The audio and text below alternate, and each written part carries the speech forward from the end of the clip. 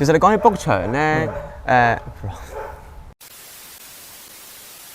大家好啊，歡迎到90後生活投資頻道，我是大夫。我係大夫。大夫啊，你嚟新加坡嘅時候咧，你有冇發現咧，新加坡人咧普遍咧都唔係好肥喎？講真咧，佢其實真係好少見到一啲比較肥嘅人喺新加坡嘅，即係個肥胖率感覺上係比較低呢邊。真係少好多。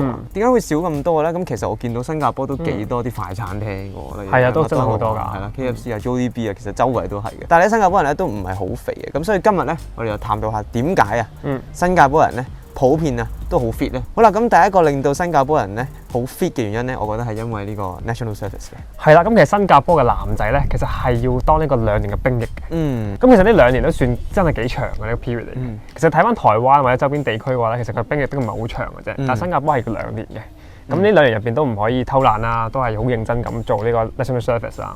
所以普遍都會 train 到啲男仔咧係好 fit 嘅。聽講台灣嘅兵役咧好似越嚟越短，好似依家大概1年啊。1年啊，我唔好記得啦，我覺得係短過新加坡。好似啱先大夫所講啦，咁佢哋嘅 training 咧真係有啲好 tough 嘅，係啦。特別喺呢個東南亞地區啦，好熱㗎嘛。咁我有陣時咧喺 East Coast Park 嘅時候咧，夜晚去咧，你會見到佢哋全副武裝咧喺度行嘅。哇！我望到真係好辛苦啦嘛，一支槍孭住幾廿袋嘢，仲要行，成班人一齊行，所以真係非常非常之勁佢哋。同埋都好值得尊重啦，因為都真係好辛苦嘅。咁第二個原因咧就係關於政府嘅政策啦。咁其實新加坡政府咧對一啲糖類嘅飲品咧係有好嚴嘅管制嘅。譬如話啦，佢哋係唔可以喺一啲廣告上面咧出現啦。即係話你唔可以喺廣告上面買啲有超高糖分食物嘅廣告啦。係啦，冇錯啦。咁除咗一啲超高糖分嘅嘢飲咧係唔可以賣廣告之外咧，佢哋咧依家嘅所有嘅嘢飲咧都需要標明一個標籤嘅一個 nutrition 嘅標籤咧，話俾消費者知有啲乜嘢飲品咧係冇咁甜嘅，或者比較健康嘅，咁大家可以選擇。係咁，除咗廣告呢啲咁嚴嘅管制之外啦，咁其實新加坡政府都好鼓勵大家去選擇啲低糖分啲嘅飲品嘅。譬如話你喺 Hawker Centre買飲嘅時候啦，佢成日都有個標籤就叫你咧提醒你可以揀啲低糖分啲嘅飲，或者叫少糖嘅。咁所以呢一系列嘅政策都鼓勵到大家啦，去揀啲可能糖分少啲嘅飲品啦，又或者知道自己揀嘅嘢食啦嘅嘢飲啦，入邊有幾多糖嘅。咁大家喺買嘅時候就會小心啲啦，就唔會揀啲太高糖分嘅嘢嚟買嘅。好啦，咁講起 Hawker Centre 嘅話，咁除咗啱先大夫提到嘅標籤咧，仲有一樣嘢咧就係呢個 low calories 嘅一個標籤。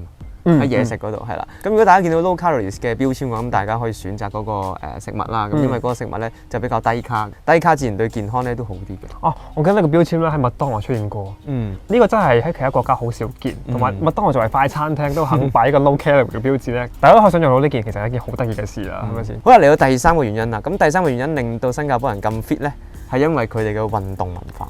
冇錯啊！新加坡人咧其實真係好中意做運動嘅，其實你落街就會感受到噶啦，特別係夜晚時間或者朝早時間啦，你會見到好多人喺度跑步嘅。係啊，咁除咗跑步之外咧，佢哋都好熱衷於做其他運動啦，譬如話女仔好中意做瑜伽啊，男仔好中意打籃球啊、足球啊、羽毛球啊等等都有嘅。咁上次我哋參觀 HDB 附近嗰條片都有介紹過啦。咁其實 HDB 樓下咧都有好多運動設施嘅喎，係咪先？所以大家都唔會驚話揾唔到自己中意做嘅運動咁樣咯。同埋呢度嘅運動文化都比較多元化，即係你比較見到好多人會做嗰樣嘢，就唔會變咗小眾運動啦。即係譬如滑板啊、滑水啊，咁呢啲都好容易見到嘅。仲有普遍嘅新加坡男仔咧都非常非常中意做 gym 嘅。係啦，每個人都拎住嗰個 protein 嗰個飲品樽咧喺度 shake 嘅，係啦。咁你會見到咧。真係非常非常之濃厚啊！呢個做 gym 嘅文化。冇錯，咁特別係當你見到你朋友做運動嘅時候啦，可能你都會想同佢一齊做運動嘅。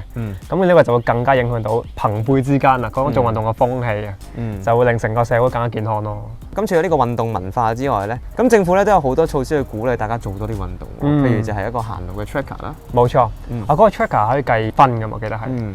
咁嗰啲分你儲落之後咧，其實可以換一啲鋪頭嘅 voucher 啦，咁就可以攞去買嘢咁樣嘅。冇錯。咁你運動嘅同時啊，其實都有 reward 嘅，咁啊呢個係一個幾好嘅一個 motivation 嚟嘅。即係行路賺錢咁樣咯。係啦，冇錯啦。咁第4個原因點解新加坡人咁 fit 嘅咧？咁因為咧新加坡公民咧同埋呢個 PR 啊，佢哋係有100蚊嘅 credit 啊，俾佢哋去 book 一啲運動嘅設施嘅。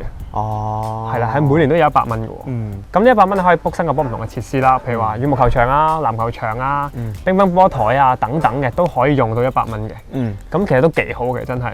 其實你講起 book 場咧，其實喺新加坡 book 場都非常之難嘅，特別係羽毛球場咧。係啊。咁可想而知，其實見到大家咧都真係非常非常之中意做運動。係啊，冇錯。咁第5個原因咧，我就覺得係一個飲食嘅選擇嘅。咁除咗啱先提到嘅一啲卡路里嘅標籤之外咧，新加坡咧係比較多啲 vegetarian 嘅餐廳或者 vegetarian 嘅嘢食俾俾大家揀嘅。咁其實你都有好多選擇，因為唔同餐廳咧，基本上咧佢都會有一款嘅素食俾你揀嘅。大嘅 mall 入邊啦，通常都有2、3間嘅素食餐廳添啦，直接係。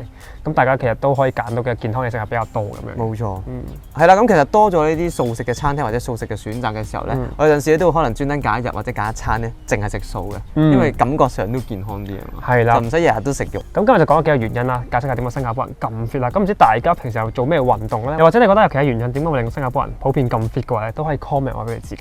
冇錯，最後中意條片嘅朋友記得 share、like 同 subscribe 我哋嘅 channel，我哋下次見。